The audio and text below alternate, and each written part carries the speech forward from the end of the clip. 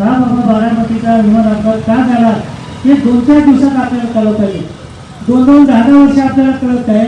त्यामुळे ह्याचं गौर बंगाल वाढत जाते. शासनाने याची दखल घेऊन अपघात का झाला 2-4 दिवसामध्ये याचं संशोधन करून ते लोकांना जाहीर करावं. नसेल तर जनतेच्या मनामध्ये अपघाताचं जे घातपात आहे अशा प्रकारचा संशय निर्माण होते. त्यामुळे ब्लॅक बॉक्स असते त्याच्या विमानामध्ये त्याची त्वरित तपासणी करावी आणि सत्य आहे ते बाहेर आणावं आणि लोकांच्या मनामध्ये शंका दूर करावी.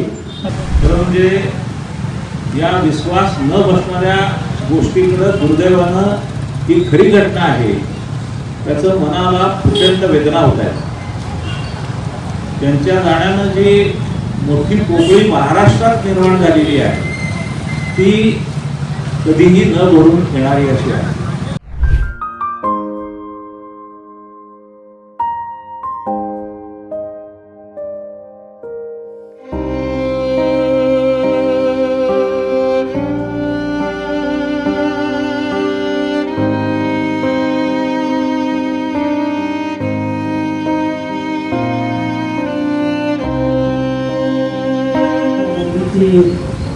कॅबिनेटची मीटिंग आवरून ते सकाळी विमानाने येत असताना त्यांचं हे अपघाती निधन झालेलं आहे.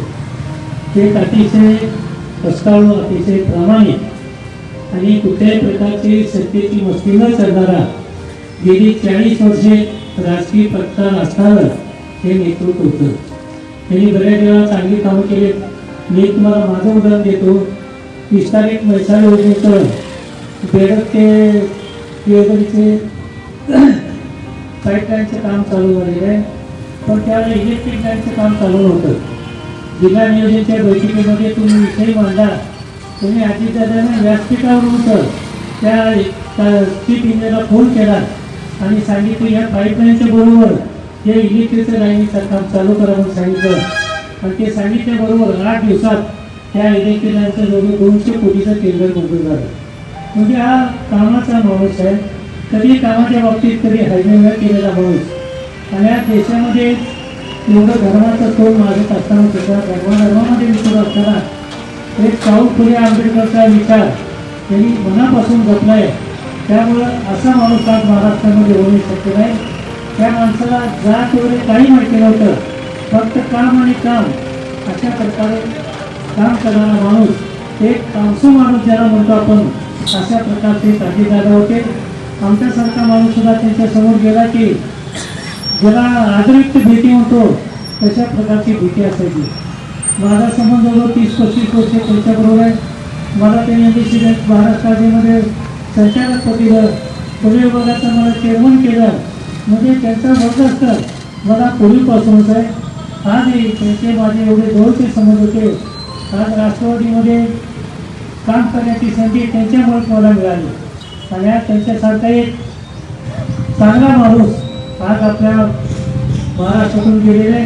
ही देशाची हानी आहे, त्याच्यापेक्षा जास्त हानी या महाराष्ट्राची झालेली समजून घ्या. एवढी वर्षे सत्तेत असून सुद्धा सत्तेची मस्ती कधी त्यांनी केलेली आहे आणि सर्वांना समान न्याय देण्याचं काम त्यांनी केलेलं आहे. शाहू फुले आंबेडकरचा विचार त्यांनी मनापासून रुजवलेला आहे आणि समाजामध्ये सुद्धा तो विचार रुजवण्याचं काम या अजितदादांनी केलेलं आहे. त्यामुळे अजितदादाचं जाणं म्हणजे आपल्या सगळ्या महाराष्ट्रात शिवतो आहे. त्यांच्या कुटुंबाचं मोठ्या प्रमाणात घाला आहेच आहे. आज हे सगळं कुटुंब त्यांच्या पवारसाहेब, सुप्रिया सुळे, त्यांच्या मंडळी त्या सगळ्या दिल्लीमध्ये होत्या. त्यांना एक दुःखद बातमी काढून दिल्लीहून आले का सगळे तिथे. उद्या मला वाटतं त्यांचं अंतिमक्रिया होईल. जराशे आमच्यासारखे लोक जातील. पण एक आहे, हा जो त्यांना कुटुंबाला आघात झालेला आहे त्यासाठी कुटुंब सारावं अशी आपल्या प्रत्येक माणसाची इच्छा आहे. सर्व पक्षांच्या वतीनं आपण त्यांना आदरांजली वाहिलेली आहे. आपण सगळ्यांनी अशा एका कर्तृत्ववान माणसाला मोकळं आहोत आणि त्यात महाराष्ट्राचं जास्तीत जास्त नुकसान होते.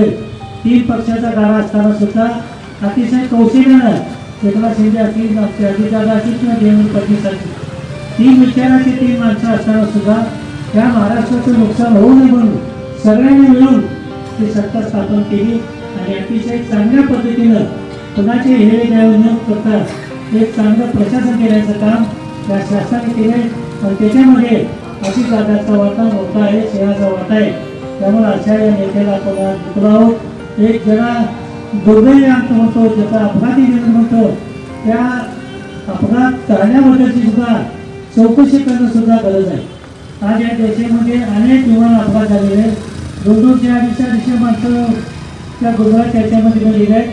काय म्हणतात त्याचं संशोधन झालं पाहिजे आणि याचं लगेच आपल्याला कळलं पाहिजे ना, हा बाबा बारामतीचा विमान अपघात का झाला हे 2-4 दिवसात आपल्याला कळलं पाहिजे. 2-2, 10 वर्ष आपल्याला कळत आहे. त्यामुळं ह्याचं गौर बंगाल वाढत जाते. शासनाने याची दखल घेऊन अपघात का झाला 2-4 दिवसामध्ये याचं संशोधन करून ते लोकांना जाहीर करावं. नसेल तर जनतेच्या मनामध्ये अपघाताचं जे आपण घातक आहे अशा प्रकारचा संशय निर्माण होतोय. त्यामुळे ब्लॅक बॉक्स असते त्याच्या विमानामध्ये त्याची त्वरित तपासणी करावी आणि सत्य आहे ते बाहेर आणावं आणि लोकांच्या मनामध्ये शंका दूर करावी. अशा प्रकारचं मी शासनाला आवाहन करतो. आज अजितदादा आपल्यात नाही, त्याची कोपरी भरून काढणं राष्ट्रवादी पक्षाला सुद्धा शक्य आहे. कारण त्याच्यासारखा कणखर माणूस, सर्वांना सामावून घेणारा आणि सकाळी 6 पासून रात्री 12 पर्यंत काम करणारी व्यक्ती आपल्या महाराष्ट्रामध्ये नाही. अशा व्यक्तीला आपण बुजवू नये. त्या अजितदादाला मी मनापासून भावपूर्ण श्रद्धांजली अर्पण करतो आणि त्यांच्या कुटुंबियांना जे अपघात झालेले ते दुःख सहन करण्याची ताकद द्यावी अशा प्रकारची प्रार्थना करून सर्व धर्मीयांना बरोबर घेऊन जाणार, गोरगरिबांचा बहुजनांचा कैवार असलेले हे नेते त्यांनी 6 वेळा उपमुख्यमंत्रीपद भोगलं होतं. अर्थखाती त्यांनी बरेच दशके सांभाळलं होतं. असा एक कर्तबगार नेता या महाराष्ट्रापासून आज आपण त्यांच्यापासून मुकलो.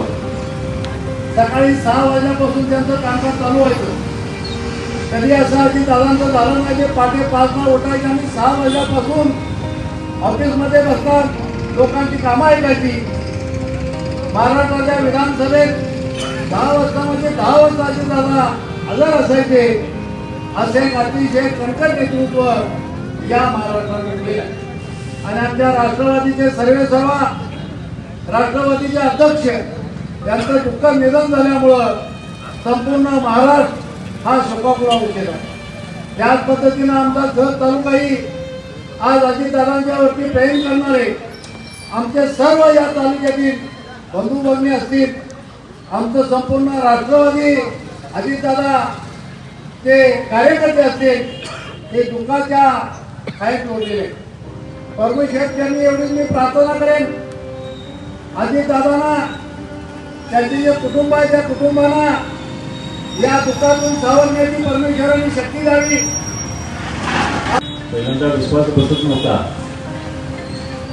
आणि संपूर्ण महाराष्ट्र हा दुःखात बुडाला. अत्यंत धाडसी निर्णय घेणारे 6 वेळा उपमुख्यमंत्री म्हणून त्यांनी शपथ घेतली.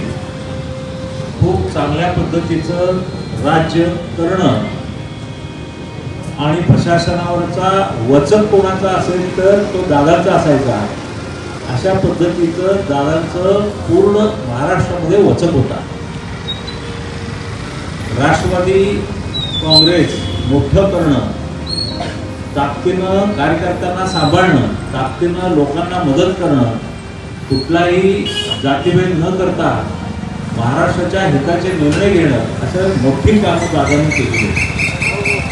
आज आपण सर्व खरं म्हणजे या विश्वास न बसणाऱ्या गोष्टीकडे दुर्दैवानं ही खरी घटना आहे त्याचं मनाला प्रचंड वेदना होत आहे. त्यांच्या जाण्यानं जी मोठी पोकळी महाराष्ट्रात निर्माण झालेली आहे ती कधीही न भरून येणारी अशी आहे. अत्यंत प्रतिभावान अजितदादा आपल्यात नाहीत हे अजून सुद्धा लोकांच्या मध्ये विश्वास बघायला तयार नाही.